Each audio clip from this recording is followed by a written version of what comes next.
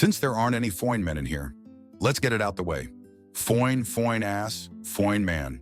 A big-breasted woman gets ready for a date, and as she's about to leave, she gets stabbed with Ozempic. Next thing you know, she's splayed on a table with saran wrap, and a doctor slices her cheek. At a plastic surgery clinic in Beverly Hills, Brad continues to cause a scene, and Detective Elliot has to be called just to get him under control. Brad just got fired, and he's protesting it.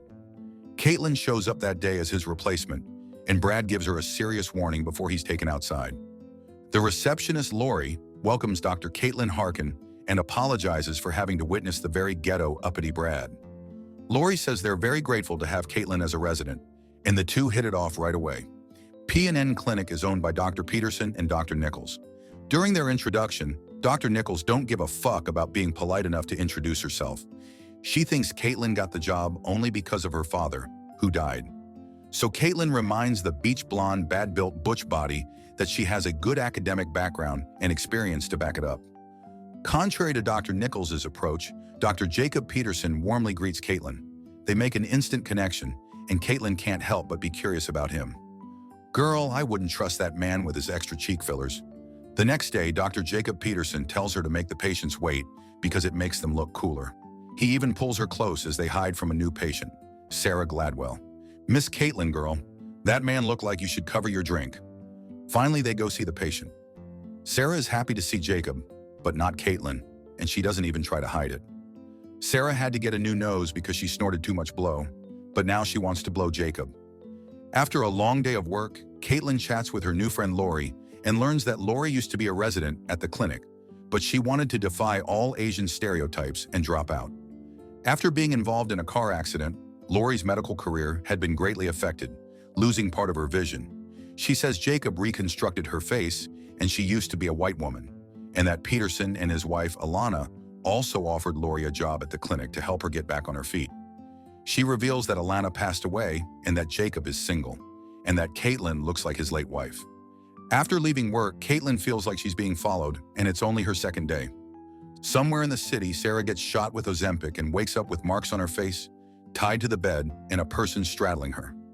The killer butchers her face and removes the implant for her rhinoplasty, leaving a mess of bloody sheets and another gruesome murder. That has Mike Tyson's name all over it. Before Caitlin heads for work, Detective Elliot gets in her car and asks for her help regarding some patient's information. He says a woman was murdered and the fourth one who happened to be a patient at the clinic.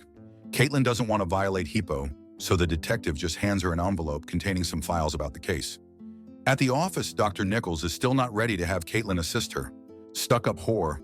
Even though she's disappointed, Caitlin's mood quickly brightens up when Peterson joins her for lunch and even offers her half of his meal. I'm sure that man trying to offer you something else. Later, the two surgeons argue because Jacob thinks Caitlin should start doing surgery. Dr. Nichols says Jacob need to stop thinking with his penis. Despite the disagreement, Jacob tells Caitlin she'll be assisting him. During and after the operation, Jacob keeps on complimenting Caitlin. Eventually, this gets into her small little head, and Caitlin asks him out. Girl, that man like twice your age. He can be your zaddy and literal daddy. Brad approaches Caitlin at the parking lot to talk, but Caitlin tells him off, saying it's not her fault that he got fired. Brad explains that he was a good surgeon and that he got fired because he caught Jacob with a patient. He now suspects that Jacob has something to do with Alana's death. During the date, they have a brief conversation about Alana and about Caitlin's career. After their flirtatious dinner, Dr. Peterson drives Caitlin home and gives her a kiss before saying goodbye. Caitlin thinks he's left already until he rings the doorbell again and kisses her on the lips, turning a goodbye kiss into a full-blown eating-out session. The next day, Caitlin feeling all brand new. Then she catches Detective Elliot talking to Dr. Nichols and looking for Peterson. He shares that a patient, Sarah Gladwell, was murdered at her home. She was the fourth of Dr. Peterson's patients that got murdered. Coincidentally, they were also his girlfriends. Caitlin gets angry because instead of looking for the killer, the detective is adamant to prove that Dr. Peterson is the murderer. She insists that Jacob is innocent. Dr. Nichols also lies and says that Sarah Gladwell was her patient. After Chocolate Caillou leaves, Dr. Nichols reminds Caitlin to act like a professional, even when she's angry. Caitlin wonders why Dr. Nichols lied when the truth is Sarah was Dr. Peterson's patient. Nichols says the problems are all caused by Brad, who points the police to their clinic, so she doesn't want to make a big deal about it. Then she tells Caitlin to join her the next day on an operation. That night, Caitlin can't sleep, so she finally opens the envelope from Detective Elliot. She has to stop looking, though, because they are all graphic photos of the 4 victims he mentioned earlier. Let me know who y'all think the killer is at this point. Just before the surgery, Caitlin sees Dr. Nichols take off her gold necklace and put it away. Dr. Nichols has been very strict with her, so she's excited to assist her for the first time. However, when something goes wrong and Caitlin is asked to inject morphine into the patient, she finds out that no morphine is available in the room. Because they're running out of time, Caitlin decides to compromise and injects the patient with ketamine instead. Dr. Nichols is so pissed that she kicks Caitlin out of the room. Later, she scolds Caitlin and tells her not to use unapproved anesthesia. Caitlin tries to defend herself, but Dr. Nichols tells her off for trying to make an excuse for her irresponsible actions. She threatens to end Caitlin's career if she makes the same mistake again. That hoe got a point, though. Jacob comforts Caitlin the only way he knows how, by doing her in the locker room where anyone can walk in on them at any moment. After work, she's excited to see Flowers and Alki waiting for her. However, Caitlin's peaceful night is ruined when she senses something wrong. A man emerges from her closet, but he's straight. She quickly breaks a glass on his head. It's just the white boy Brad. Detective Elliot shows up to arrest Brad, but Brad explains that he's just trying to protect Caitlin. He believes she's the next victim because she looks like Dr. Peterson's late wife, Alana. He repeatedly tells Caitlin to check the April 12th footage to know the truth. After bumping into Caitlin at the office, Lori reveals that she's partially blind in her left eye because of the accident. Caitlin doesn't look good, and Lori wonders if it's from the beating Dr. Nichols did to her after the surgery or the pounding Dr. Peterson did in the locker room. Caitlin tells her about the home invasion and insists on not taking the day off because she has a lot to prove. When Jacob learns about Brad at her home, he invites Caitlin to stay with him at his house. While helping her pack, he sees the envelope from Detective Elliot, but doesn't mention it to Caitlin. Afterward, the two exchange house keys. Girl, that man looks like a Black Ryan Seacrest, so I don't trust him. Dr. Peterson has to go back to the clinic, so she goes to his house alone.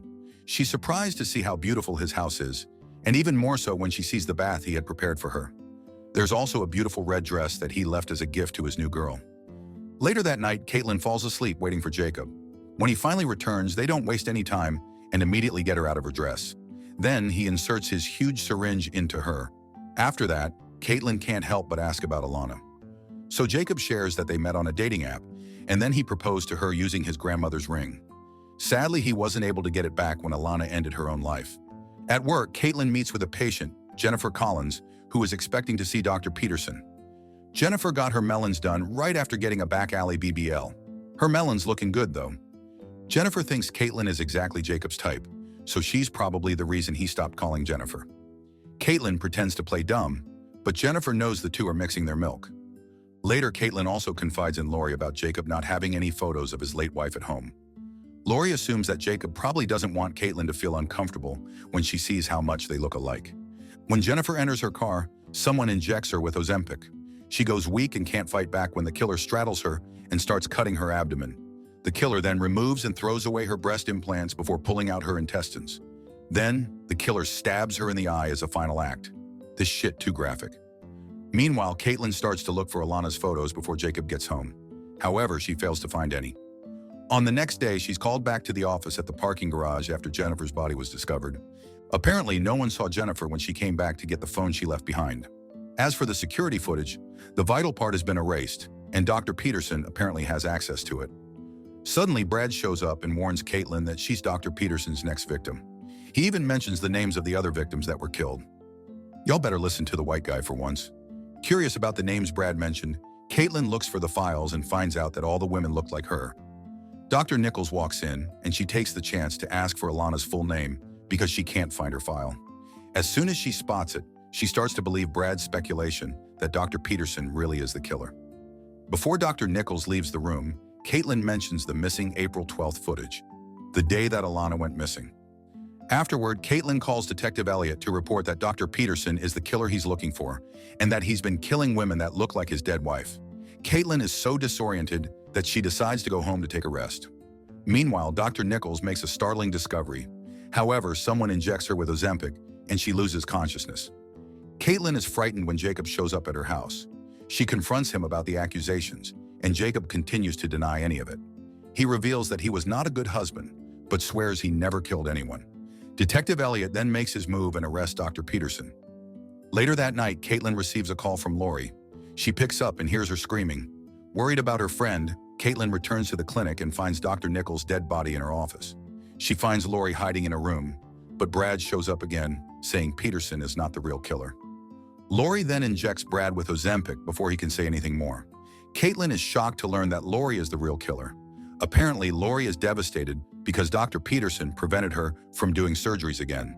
As revenge, she killed the patients who flirted with Jacob to try and frame him for the crimes. When Caitlin asks why she killed Dr. Nichols, Lori looks surprised. But that doesn't stop her from trying to kill Caitlin. Jacob walks in and tries to reason with Lori. He insists that when he talked to the board about not accepting Lori, he was just trying to help her. But Lori has already made up her mind and she starts stabbing the doctor. She then turns her attention back to Caitlin. But before she can hurt her, Detective Elliot shoots the hollow-headed bitch. He reveals that all of Dr. Peterson's alibis check out, and now they finally got the real killer. Sometime after, Caitlin moves in with Dr. Peterson. One day, she stumbles upon a small box under the bed. She opens it and recognizes Alana's engagement ring and also Dr. Nichols' gold necklace. When Jacob enters, Caitlin confronts him even though she already has an idea of what the truth is. She reveals that the right side of the victim's faces was botched because Lori's left eye was partially blind. But the case was different with Dr. Nichols' murder, as if Dr. Nichols' murderer only saw the photos of Lori's victims. So Jacob finally admits that he did kill his wife after she found out about the cheating and threatened to expose him. He didn't want to lose his good reputation and his money if Alana asked for a divorce. So he killed her. Caitlin, a real dumb hoe, confronting him without the cops nearby. When Dr. Nichols recovered the April 12th footage showing the truth about Alana, Jacob decided to kill her too. Caitlin is frightened after the confession, but it's already too late, and Dr. Peterson covers her mouth to get rid of her too. And that's on continuing to date someone when all the red flags are there. What did you guys think of this one? Did you see that twist with Lori coming? I was thinking it was just Jacob the entire time. Subscribe to watch more videos like this. Turn on notifications. And leave a like, it really helps the channel out. Thank you for watching.